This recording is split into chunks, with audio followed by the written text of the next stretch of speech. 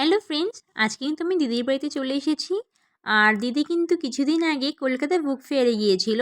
তো সেখান থেকে সবার জন্যই টুকটাক বই এনেছে। তো আমার জন্য কোন বুকটা এনেছে সেটাই কিন্তু তোমাদের সঙ্গে শেয়ার করবো বলে বসে পড়েছি। আর আমার জন্য একটা সুকুমার রায়ের লেখা ফেলুদার অভিযান এই বুকটাই এনেছে। এই বুকটার মধ্যে কিন্তু তোজোর তরফ থেকে একটা ছোট্ট চিঠি আছে। তো সেটা আমি জানতাম না, একটা সারপ্রাইজ হয়ে গেছিলাম চিঠিটা পেয়ে।